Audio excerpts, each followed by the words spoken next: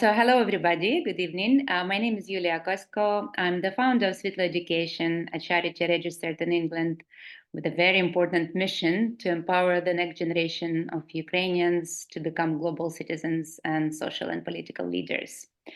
At Svitlo, we truly believe in the power of education to change the world to the better. And I think it's not possible without the children with diverse backgrounds and experiences. And we're very lucky today to welcome John Sweeney, a British award-winning journalist, writer, and the author of many books, including the one that has been mentioned earlier, the bestseller Killer in the Kremlin, and obviously the one that is very appropriate for the war that this killer in Kremlin started. John is a strong supporter of Ukraine, and he has been updating the world and particularly the United Kingdom, I think, on the situation in Ukraine both prior and following the Russian invasion in February 2022. And John, we're very lucky to have you here. Thank you so much for your time. I'm going to hand over to the pupils who will lead the session by asking you questions. The most irritating one, as you said, will get a special prize. We have 8 questions so far, and then at the end, perhaps you could think of a question to ask our pupils as well, and I'm sure they will be very happy to answer. Anna, over to you. The first question to John. Yeah, hello, my name is Anna, but you can call me Anya. I'm 16. I was actually born on June 7th, as well as you. Yeah, I'm from Kyiv. I've lived there all my life. And the first question will be, how did you end up in Ukraine till February 2022? And what made you stay after the invasion? I was sick to death of people in the West running away from Vladimir Putin. I was sick of Western timidity, and I was sick of the failure of the West. And by the way, I'm still sick about this. The failure of the West to stand up to this man in the Kremlin.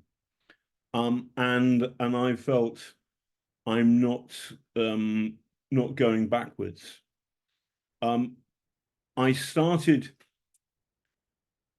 this kind of, my understanding of Vladimir Putin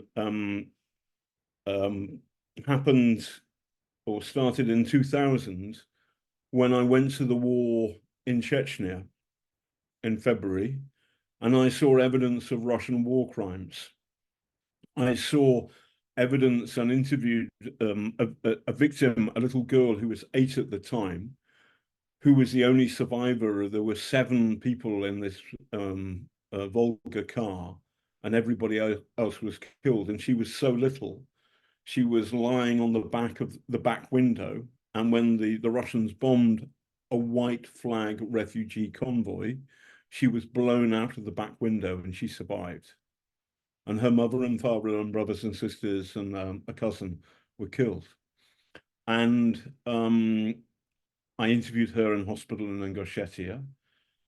And I also went undercover to Chechnya twice in that year. And I wrote a story that Vladimir Putin was a war criminal.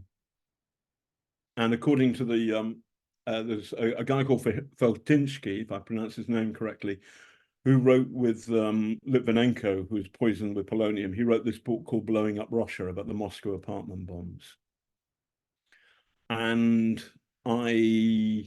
Feltinsky said about me was, there were lots of other great Western journalists, but you, Sweeney, you were the first one to call Putin a war criminal. And I also did a story about the Moscow apartment bombs where Putin blew up Russia. And the headline of that story was, "Take care, Tony Blair. Your friend Putin has blood on his hands."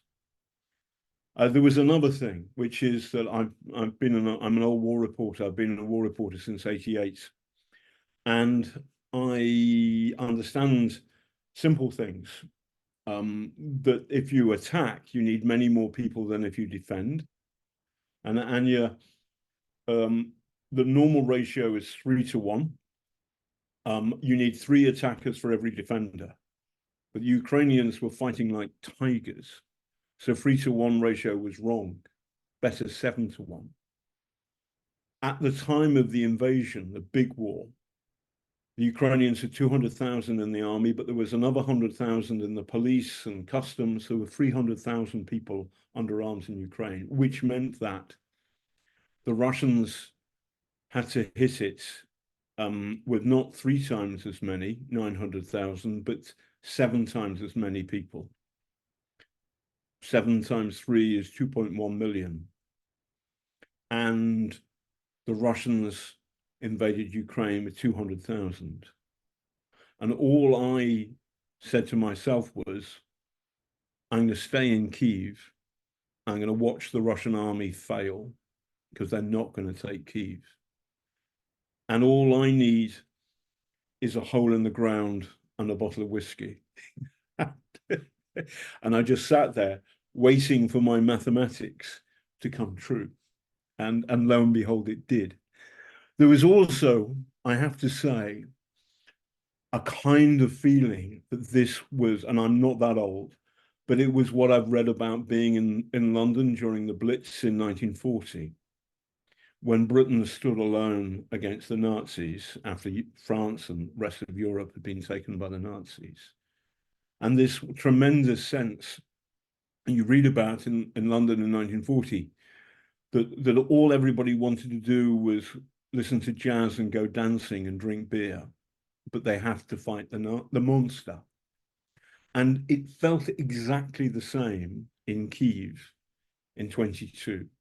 All the Ukrainians want to do is go dancing and listen to hip hop or techno, whatever, or even some, who cares? Listen to music, go dancing, have fun, drink beer, but they have to fight the monster. This monster doesn't have a German accent, he has a Russian accent, but it's the same thing. And I felt very proud to stay in the Battle of Kyiv, and I stayed the whole way through. And it was a great moment when the Russians left Kyiv. It's great. And I feel intensely proud of staying. I've made lots of mistakes in my life, but staying in Kyiv in February and March and April 22 was not one of them. Somebody asked me, when are you leaving, John? And I said, well, no, I'm not leaving. I'm in London in 2016, I voted Remain. In Kyiv in 22, I'm voting Remain. We're very proud you did stay. Thank you, John. I think you told lots of important stories to the world. David, the question from you now. Yeah, hello, John. So my name is David. I'm 15. I was born in Kharkiv, but now I live in Rivne. It's northwestern part of Ukraine. And you, as someone who has confronted figures like Vladimir Putin and Donald Trump, what do you believe is the role of journalists in holding powerful individuals and governments accountable, especially in the face of potential backlash or intimidation? Yeah, good question. Oh, it's David, yeah? Yeah. Yeah, so good question. By the way, I'm going to switch that light on so you can see me slightly better. So I've hurt my leg. Yeah, so it's our job. I'm very cross with Fox News. I'm very cross with the American media that supports Trump for telling lies about Ukraine, for not telling the truth, and most of the time not telling lies about Ukraine, but not in Ukraine. I'm very cross with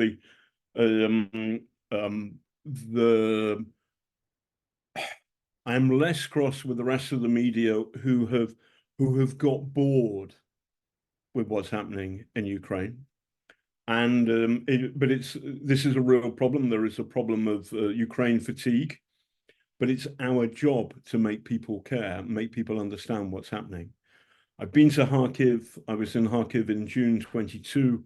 I went with Sarah Ashton Carrillo she had she was a kind of deputy mayor of a village about 7 miles from the Russian border. So I went there, and I saw, while I was in Kharkiv, the Russians fired 50 rockets at it. It's worse now, I think, because of the failure of the West to supply enough arms to Ukraine. It's more depressing, but journalism is vitally important in telling truth to power, and of course we should do that. Now, as it happens, I've challenged both Vladimir Putin and Donald Trump, and kind of that's my job. I was just explaining to Ukrainian friends, how I challenged Putin, and I tell the story in my book. But essentially, after the shooting down in 2014 of the Malaysian jet MH17 with the Boot missile, I was sent out by BBC Panorama to the crash site, and I saw the dead bodies, and I saw the luggage and the suitcases and the engine oil and the nose and the wheels and the engines and ladies' hats and stuff like that, and it was grim. And the people from the Donetsk People's Republic, who were affected, they're proxies for the Russian dark state. But they put all the dead bodies in a train, and the train wasn't refrigerated. And they didn't have anywhere to put that 298 dead bodies. And they held them in a train, and the train stank. It's disgusting. The whole thing was awful. Anyway, I got back to London, and we had a meeting in London at the Panorama offices. And how can I doorstep Putin? Doorstep means, the doorstep of a house. But actually what it means is, how do you, as a journalist, how do you challenge somebody in power? Why you've done this? That kind of question. How do we doorstep Vladimir Putin? And somebody says it's impossible. You can't do it. The security is too tight. And somebody else says, it's tight in Moscow and St. Petersburg, but in the sticks, sometimes you get away with it. The sticks is English slang for the provinces, for somewhere away from not the big cities, but the sticks. American slang too. And somebody else says he's opening a mammoth museum in Siberia. Mammoth is the woolly elephant, mammoth. You know what I'm talking about, yeah? And then the editor of Panorama says, have we got any reporters that look like a professor of mammothology? And I go, can I swear? Yeah. I just go, oh, fuck. So I go to Yakutsk. I mean, it's further east than Beijing. It's 9 time zones east of London. And I've just been to my niece's wedding in Hertfordshire. And I have 1.5 hours sleep. And it's one of those crazy weddings where you get on a bus and you end up somewhere else. And anyway, 1.5 hours sleep. And then I have to fly to Moscow. And then I have to change airports and fly from Moscow to Yakutsk. And there's no food on the plane. And I'm starving. And I get off at Yakutsk. And the producer says, we've got no time. I'm hungry. I need a kebab. No, I need a kebab. And so we stop and I wolf this kebab. And then I rock up, and all of the professors of mammothology are very nervous. They're shaking because Putin's coming. And I'm shaking because I've had too much to drink at my niece's wedding. And then Putin, he comes up and he pimp rolls like this. And I just go, and I'm much bigger than him. And I shake him by the hand, or I go up to him and I say, tell me about the killings in Ukraine, about MH17. And there's this wall of Kremlin muscle. But Putin says, I'll answer your question. And then Peskov translates. And Peskov's so angry with me, he forgets his English, and Putin pretends not to speak English, but he does speak English. And every now and then, Peskov's brain freezes, and Putin starts translating himself. Say to Peskov, small towns, small towns. Anyway, in the middle of this, Putin starts, what happened with MH17, it's the fault of the Ukrainians. It's the fault of the Ukrainians because they're not negotiating with the people in Donetsk and Lugansk. In the middle of this, and I'm much taller than Putin, I suddenly realize that I feel sick because there's something wrong with the kebab. And the kebab is kind of slowly going up my throat. And suddenly I think, I'm going to throw up over Vladimir Putin. and if I do that, then I'll never have to buy a beer in Kyiv ever again. But I won't get to enjoy the beer because the Kremlin will kill me. And this kebab kind of goes up and down in my stomach. I'm sweating, but I'm embarrassed to say the kebab stayed down. By the way, a couple of hours later, Putin was doing another event with the Chinese deputy prime minister, opening a fake pipeline thing. And I was walking towards a stage, it's a big hangar. Putin is 200 feet away. And somebody comes up and hits me in the stomach. I didn't like my question. But I'm proud of the fact that I had a go at Putin. I'm proud of the fact somebody hit me. And I'm proud of the fact I tried to call him to account in person. And I think more journalists need to do that and to get off their bottoms and work harder. Thank you, John. That was fascinating. Nikita, over to you, please, with the next question. So my name is Nikita. I'm 17 years old. I was born in Italy. However, I spent all my childhood in Ukraine, in East Ukraine. In 2014, I moved to Severodonetsk. And in 2022, when the tensions on the border become really, the situation became really dangerous, we moved to Italy. And now I live near Naples, and that's where I study, live, trying to, just study and live here, yeah. So my question is, how do you approach gaining access to secretive or closed communities for your reporting? How do say again? How do you approach gaining access to secretive or closed communities for your reporting?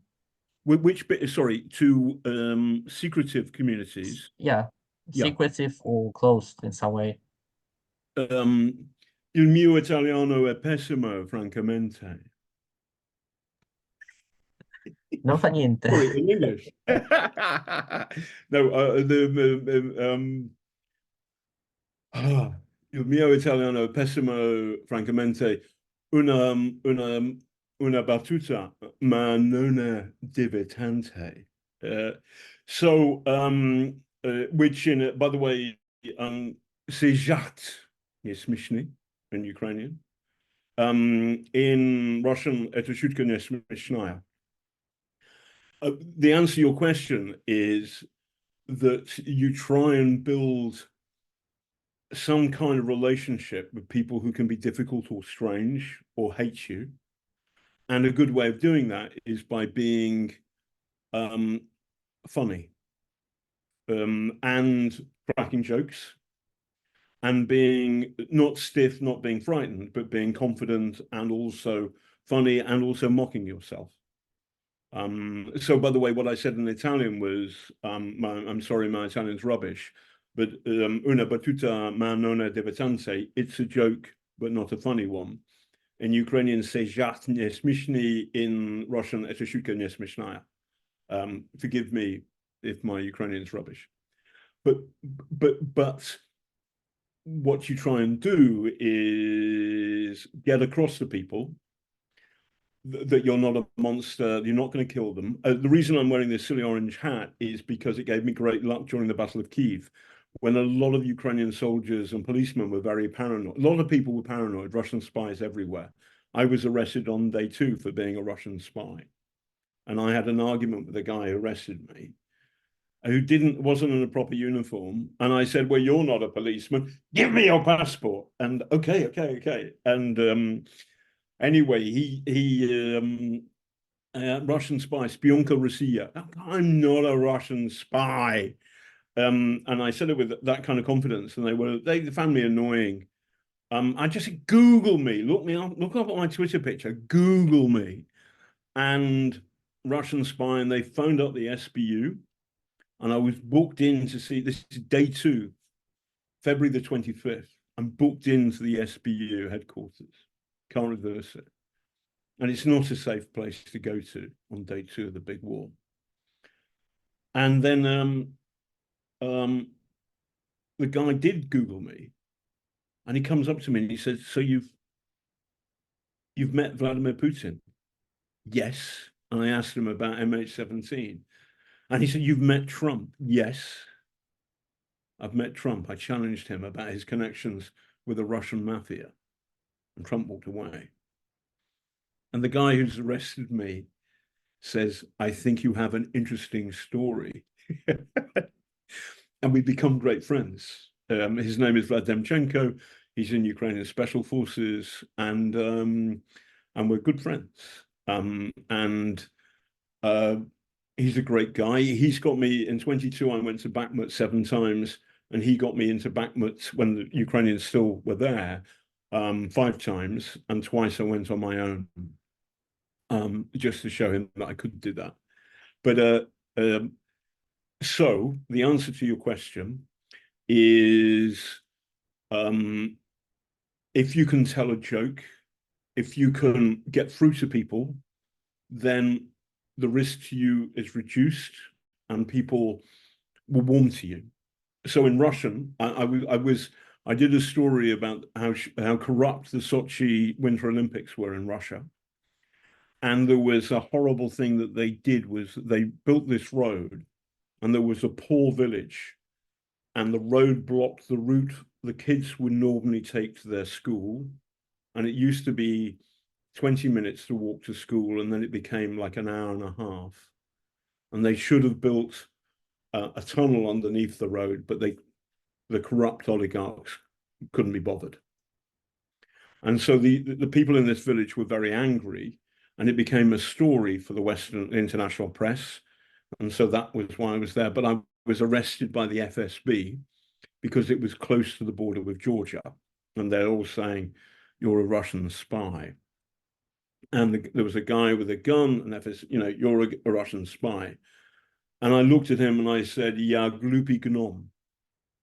I'm a stupid dwarf. And he said, no, you're not a dwarf. and so suddenly it's a kind of like, it goes from, so no, you're not a dwarf, which is a way of getting through to people.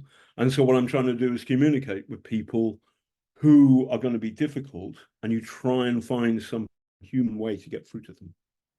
Next question. I think we'll have to add the lesson of comedy club to Svitlo, to make sure that everybody knows. We don't have a problem with that anyways. Thank you, John. Nastya, over to you. Hello, nice to meet you. I'm Nastya and I'm 16 years old. And I stayed throughout the war in Ukraine from its beginning until today in my lovely city, Zaporizhia. And my question to you is, do you have a mission that motivates you to move on? Hello, I am 65 years of age. Following the formula, I think it's important to do that. No, the mission is too grand. The way, for me, it works like this. I want to be in the pub or asleep. In the pub or asleep or in the pub. But there's a thing that annoys me, which is when power and money says to somebody, you shut up. Shut your mouth. And this, you shut up or we'll hurt you. And this is the thing that gets me out of the pub and out of bed. And I'm a storyteller. It just so happens my mother was Liverpool Welsh and my dad was Liverpool Irish. So these are two fantastic, if you like, storytelling genes, bang, in the same person. And so I have, I think, a natural gift for telling stories. I've written 15 books. I'm writing my 16th now.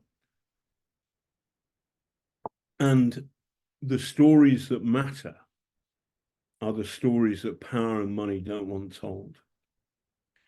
So it's, you end up telling stories about gangsters in Britain, or thieves or crooks or murderers because they've done something horrible. And then you look at it a bit more closely, and then you find at least there are some policemen, not all, but there are some policemen who are actually in bed with the gangsters. And then that gets heavy. And then you do those stories, and then they say, could you go to Yakutsk? Because we think Putin's opening a mammoth museum.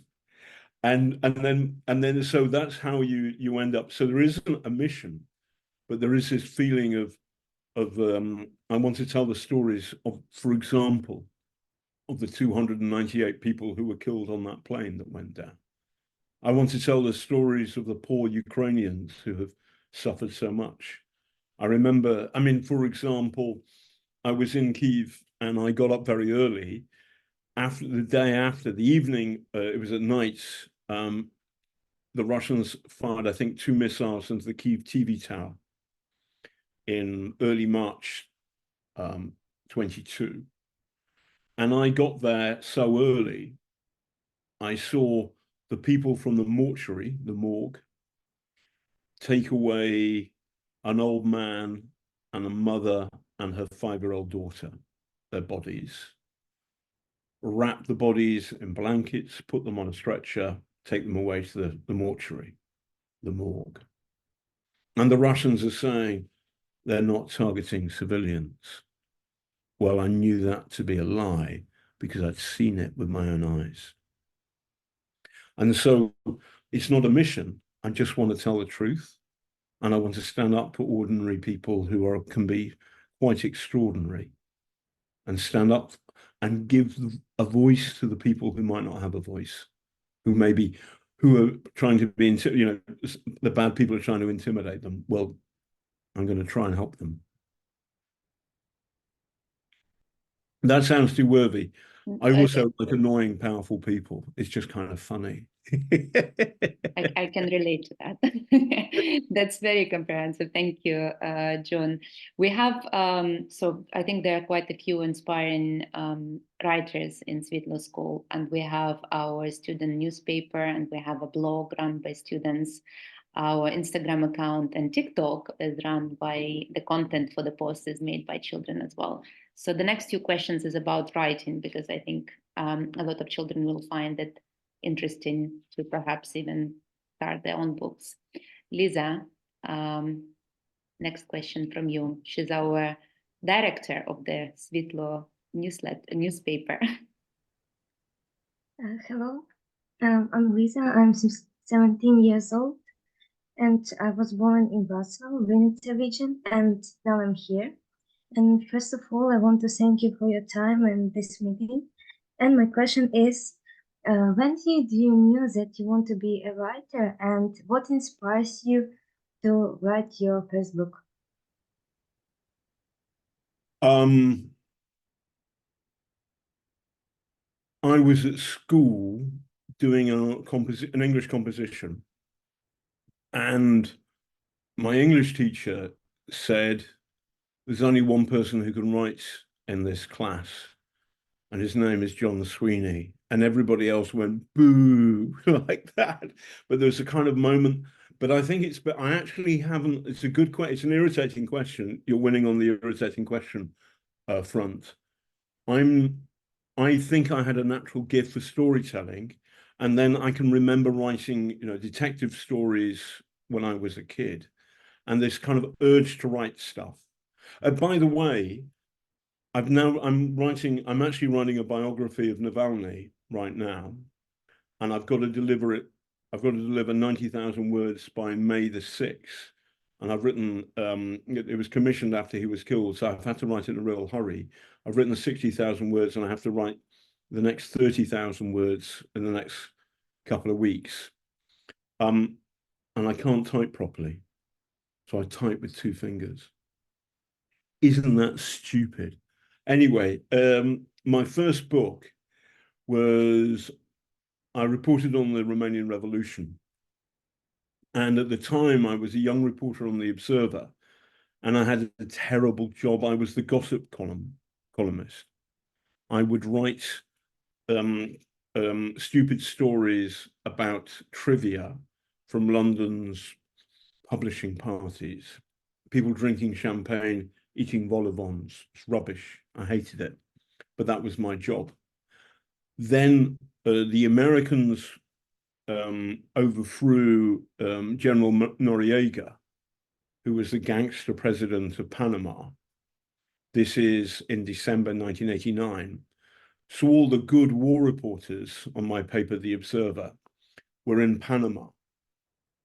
And then the Romanian Revolution broke out. And this was my great opportunity. And the foreign editor pointed at me and he said, "Peter, go to Timișoara," which is where the Romanian Revolution started. And I got to Timișoara and I phoned up the news desk and I said, "By the way, my name's John." They sent the wrong guy. But this was December 23rd. I arrived in Timișoara. And then the next day, the 24th, Christmas Eve, I drove with a Turkish pal across the entire length of Romania through the revolution to Bucharest. And then the revolutionaries killed Ceausescu on Christmas Day. And then I went back to London, spend the rest of Christmas with my family. And it was thrilling, but I wanted to understand it. And I also wanted to understand the stupid people in the West who had given Ceausescu and communism the benefit of the doubt. They were wrong to do so. And so that was my first book. And I called it, The Life and Evil Times of Nicolae Ceausescu. But it's a slightly obvious title. You should always, my advice to writers is you should also always think about a title and use your friends and family as a cheap kind of focus, a focus group or opinion polls. What's the best title? Give them free versions. The title I should have used was Christmas with the Ceausescus, which I think is funnier. There we go. And more catchy for sure. Yes. That's what we did with Svitlo. Svitlo actually means light in Ukrainian. I'm not sure if you knew that, John. And I think as a group, decided to name it that way because obviously it gives light to the future of Ukrainian children. Thank you so much for that story. The next question is also about writing, and it's from Alina, who actually volunteers as a teacher as well. Quite a few of our students volunteer as teachers, teaching, leading a class. And Alina leads a class on creative writing, and she has a story for you, a question for you. Thanks. I'm Alina, I'm 16 years old. I was born in Kyiv, lived my whole life in Romania. At the beginning of the war, I moved to Warsaw, and then now I'm in Ukraine back. So my question to you is, what piece of writing was the most difficult for you and why? Good question and an irritating one. Well done. What's your name again? Alina. Yes. So the hardest story I've done, or rather the worst thing I've happened to me was that at the end of my career at the BBC, I tried to do a panorama about a far-right guy called Tommy Robinson. And he, by the way, later he went to Moscow. And he said, oh, I'd like to have a beer with Vladimir Putin. And this obviously is a common theme, because what Putin has done is he has, I think, or his minions, his crooks, his goons, nice English slang for thugs, have given money to the far right in Britain, and I think they've given support to Trump in the States, and in Italy, Matteo Salvini, Marie Le Pen in Paris, and the AfD in Germany. And it's the same populist message. All immigrants are bad. The elites are bad. And Putin is not as bad as that. Anyway, the panorama we tried to make about Tommy Robinson, there were a lot of things wrong with, we had lots of bad luck and everything went wrong. And then he had a spy, a woman, who I had to try and convince her to talk to me. And she, well, I didn't understand that she was like Nancy in Oliver Twist, and that she knew Bill Sikes was a bad man, but she was still in love with him. And she secretly filmed me, though she'd been threatened by Tommy Robinson's supporters. She secretly filmed me, and I was quite drunk. But by the way, that's part of my job. Like, I have to deal with really, I mean, I found out later this woman had swastika earrings.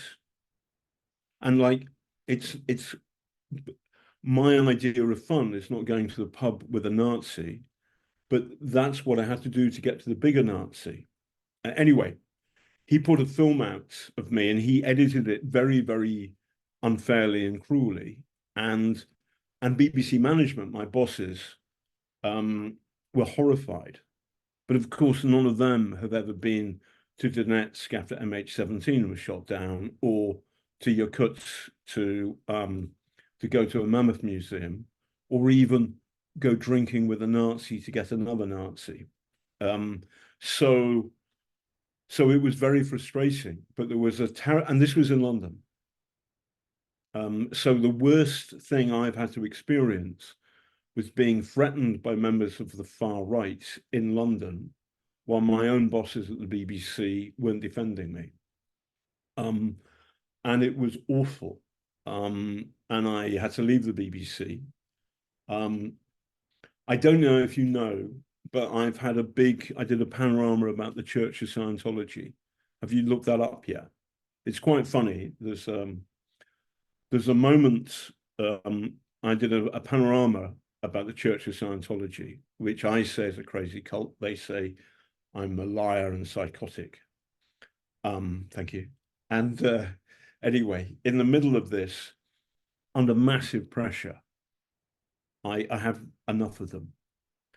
And I say this, you are not the beginning of the interview. I go nuts. I go absolutely nuts. Look it up on YouTube. You can see me go completely nuts. I don't have a beard, but I go absolutely mad. And the BBC management, they want to sack me, but the British public really like it. And they can't sack me because 5 million people watch the program, and it's a great moment. The other people who love me are psychiatrists, because Scientology says that psychiatrists are bad and evil. And in the middle of my despair on this Tommy Robinson stuff, the union, the National Union of Journalists, said, have you ever had post-traumatic shock syndrome? Yes, 3 of my friends have been killed. And they say, go and see a psychiatrist. And remember, by the way, this is to all of you in your life, things will happen to you which will get you really down. And you've just got to stay in there, because at some point it'll get better. And the moment it got better was when I went to see my psychiatrist, and I felt ashamed and broken.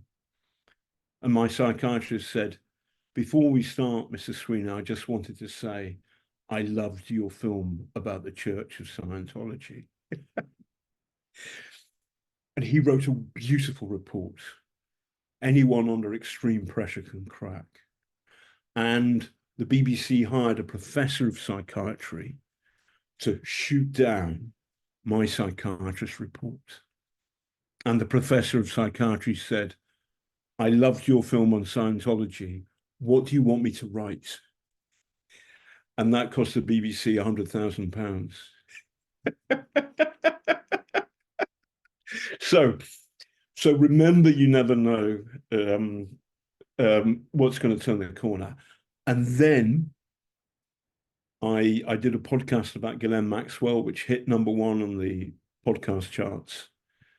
And then I went to Ukraine. And nobody gave a damn about Tommy Robinson in Ukraine. But what they did understand was that I wasn't, lots of other Western journalists left Kyiv when the Russians were 12 miles away, and I stayed.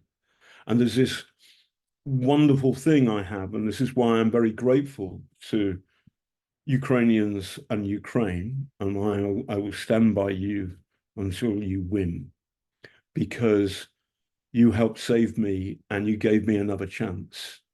And I'll never forget that. Thank you, John. Next question, please, from Lisa. Hello, hopefully you can hear me well. Just the weather is just awful. I don't know, it's raining and it's so soggy. My connection is not the best, but I hope you can hear me well still. My name is Lisa, as was already said. I'm 17 years old, and I'm from the central part of Ukraine. I live not so far away from other Lisa. It's like we're some sort of neighbors. So I was born in Unisa, and where I'm staying still. So there's a question about journalism and journalists. It sounds like this. What advice would you give to aspiring journalists entering this field today, or who are about to enter this field today?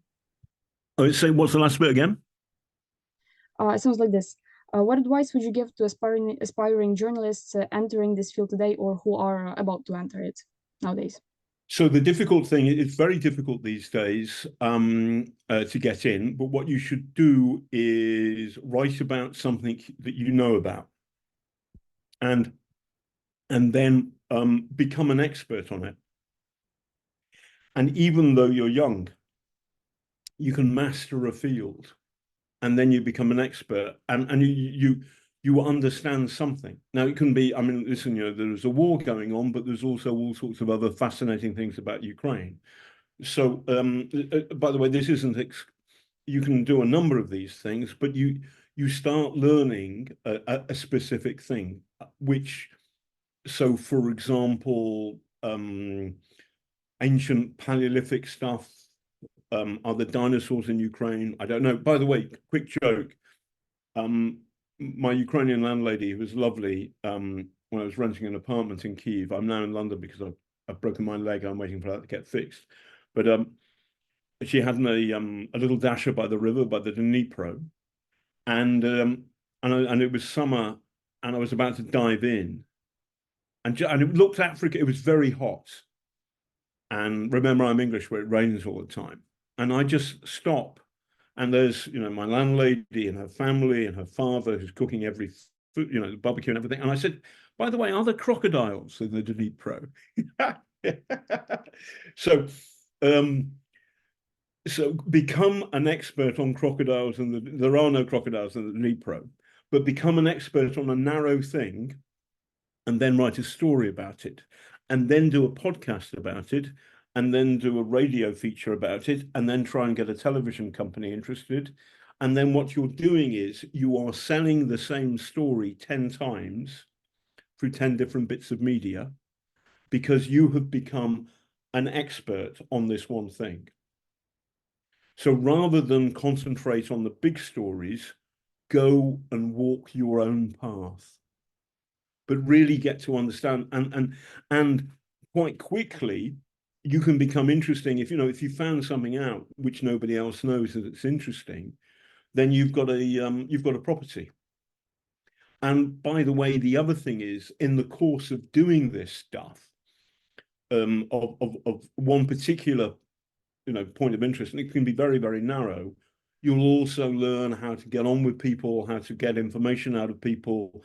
Can you help me, etc., etc. The best and easiest route is going through friends and family. So there may be now sometimes it's difficult because some of these stories the family doesn't want to hear, or they doesn't want to talk about them, and I understand that, but that's also part of journalism.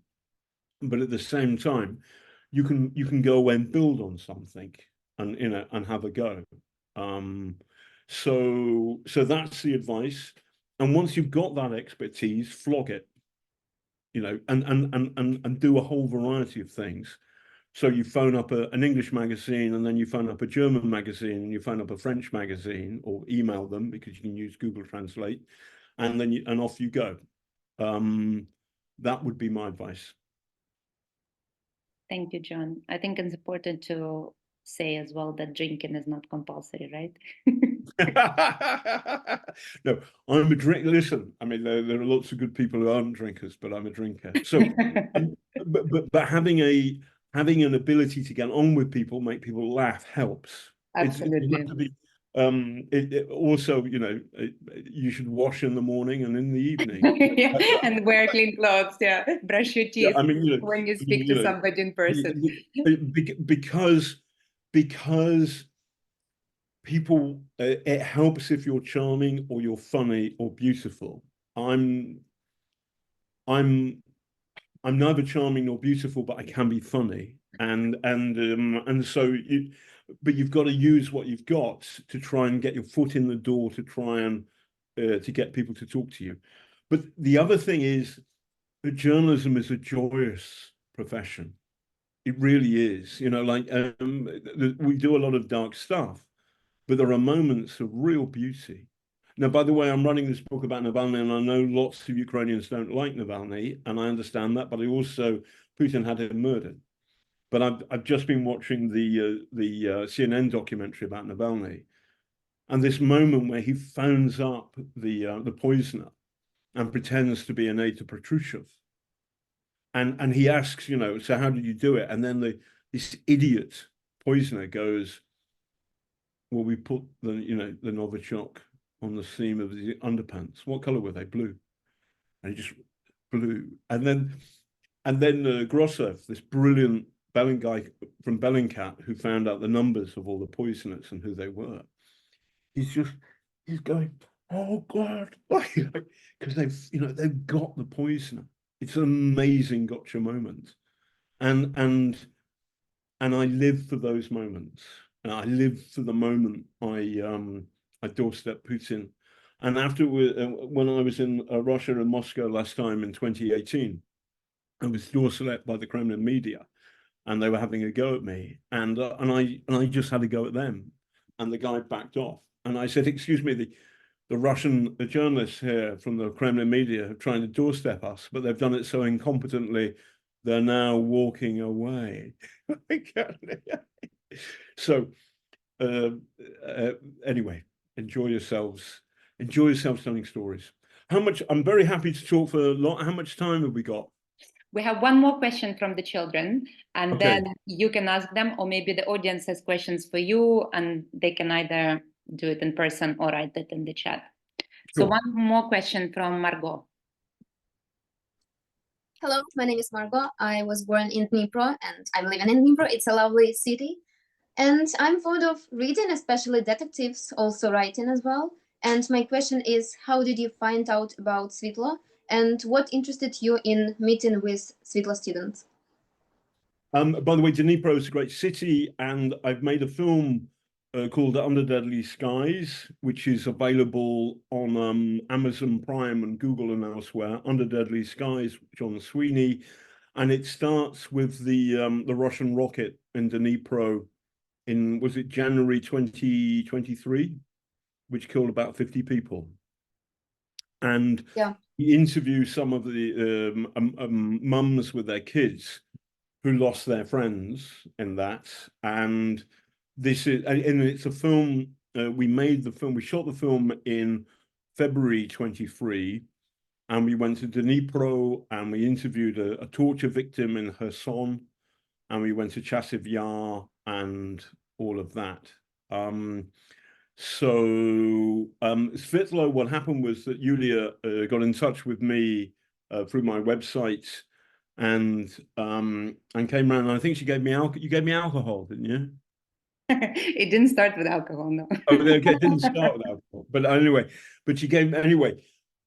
Listen, it has been a real pleasure and the kind of evening of my days, if you like, to fall in love with Ukraine and Ukrainians, and to understand that Ukraine is today like Britain was in 1940, and it's very, very important that everybody who can in the free world supports Ukraine. I'm in favor of sending every single tank and armored car and gun in the British Army. You know, we'll buy some new, we'll make some new ones, but we really, really must help Ukraine, because I believe that Russia under Vladimir Putin has been at war with the West for almost 20 years.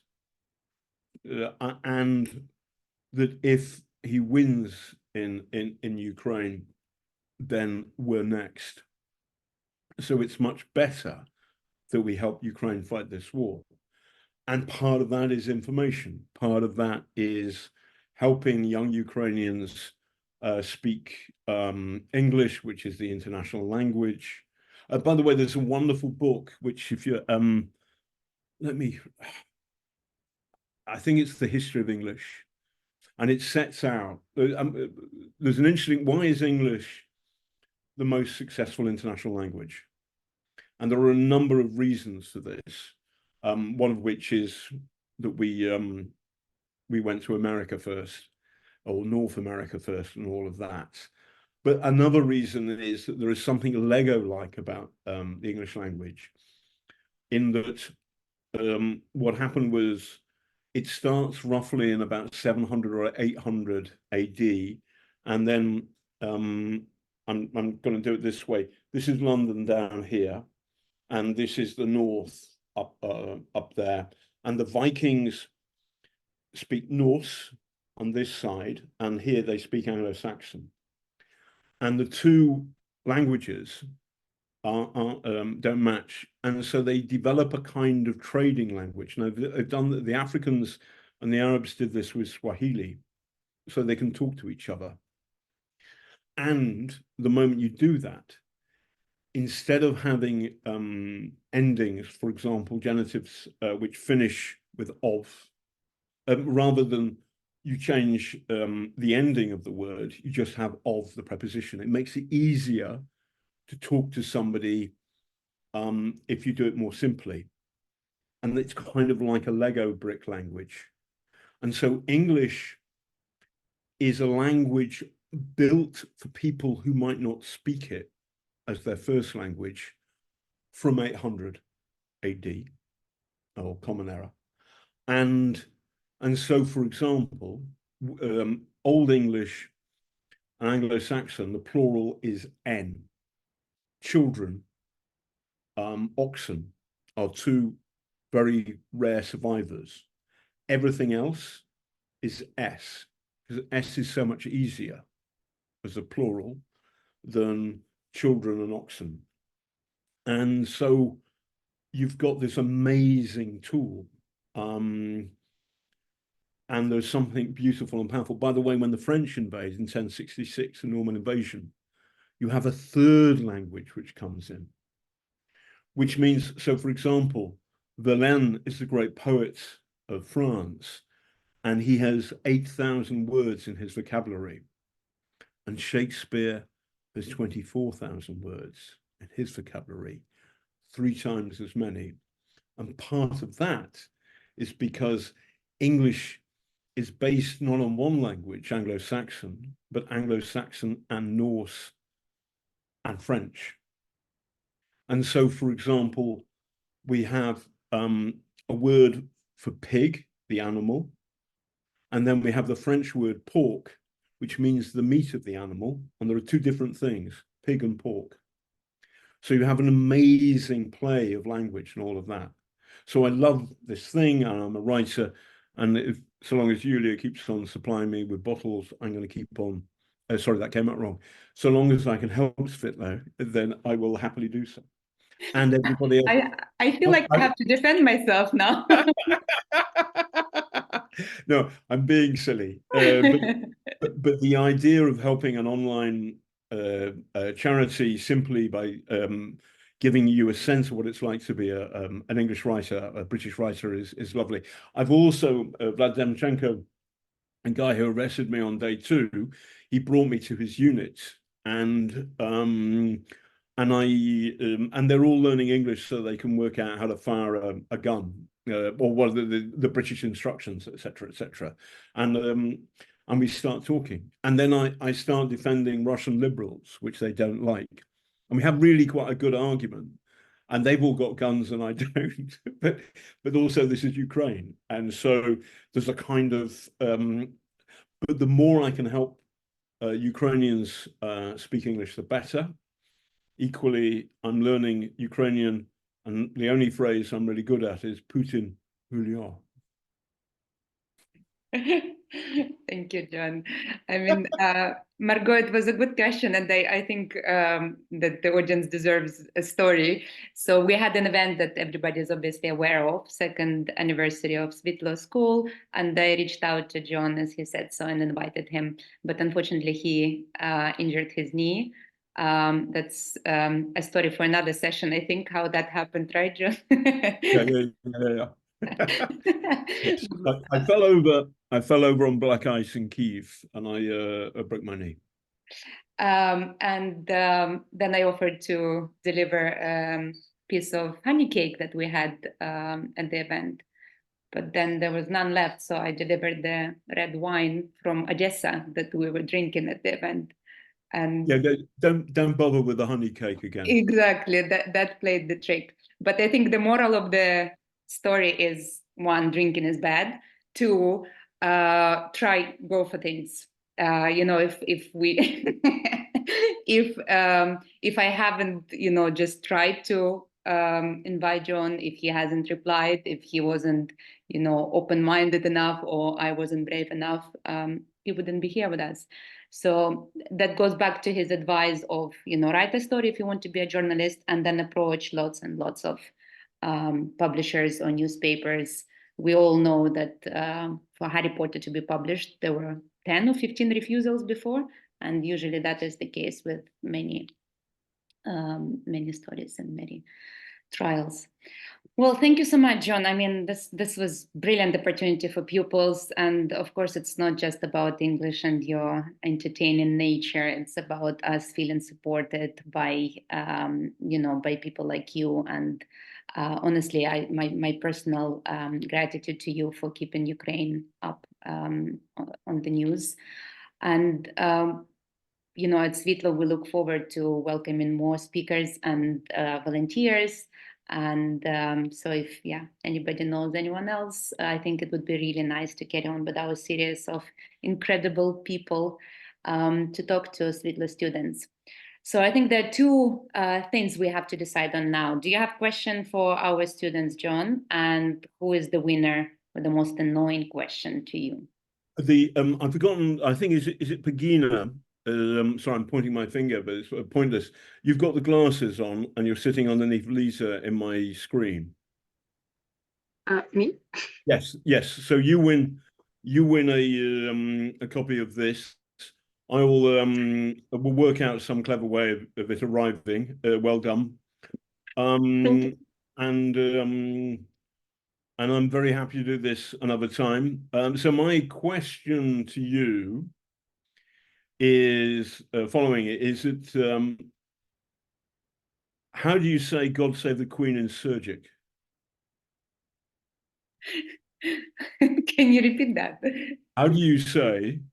Because to get through the checkpoints in Kyiv after curfew, I used to say, I just went down the window, and as the police would come in and say, what are you doing late at night? I just say, "God save the Queen," and they would go, "On you go," and then and the taxi driver, and I did this like 5 times, and at the 6th time, the police come in and the taxi driver just winds down the window and says in Sergic, "God save the Queen." In Sergic. so that we were okay. Anyway, it's just I'd like to learn that phrase. If you could teach me that, that'd be useful. How do you say "God save the Queen" in Sergic? Anybody knows? Come on, gang. Uh, There's none of you know how to say. Anybody's looking it up? I mean, it's an online school. Use Google. Yeah. So Sergic, you know what Sergic is? You know what Sergic is, yeah? So how do you say "God save the Queen" in Sergic? So for those who don't know, Surjik is the mix between Ukrainian and Russian. For those who don't speak either fluently, I suppose. Okay, but I think I've stumped you.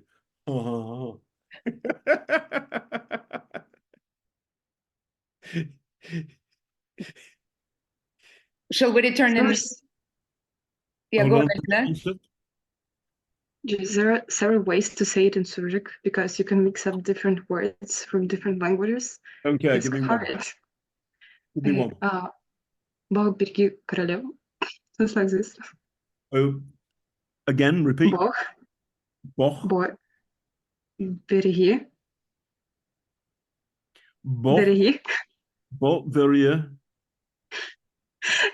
Береги. Береги. Королеву. Corolena. It's the Corolena. That's the Queen bit. The Corolena. Yeah. Okay, I think that's a work in progress. I'll come back to you. We will record it over a voice message and send it over in the slow mode. Very good. And you should get in touch with Yulia, and I'll organize a clever way of sending the book to you. Absolutely, yeah, no worries at all. And if anybody wants to order the book, there's the link in the chat, or it will be in the comment if we publish this on YouTube. And of course, it's all on our website. And John will sign all the copies, and I will pick them up and post them to everybody. Yes. Also, by the way, the book is available, although this Svitlo doesn't make any money this way, but it's also available on Audible. So sometimes it's useful to improve your English to listen Is to it Yuriko who recorded it, John? Yes. Oh, nice. Yeah. Okay. And the other thing I've done is I've written I've written a novel called The Useful Idiot, which is about the Holodomor. And again, I've recorded the audio on that. And this is the story of fake news in 1933. But there we go. Great, thank you. Thank you so much. It was an absolute pleasure. Thank you all the lovely pupils who asked the questions, and the audience. I'm sure you enjoyed it. And thank you. Slava Ukraini. Arom Slava. Thank you. Bye-bye. Thank you. Thank you so much. Thank you. Bye-bye. Thank you very much. Thank you. Thank you. Bye. Goodbye. Bye, Svit. Bye.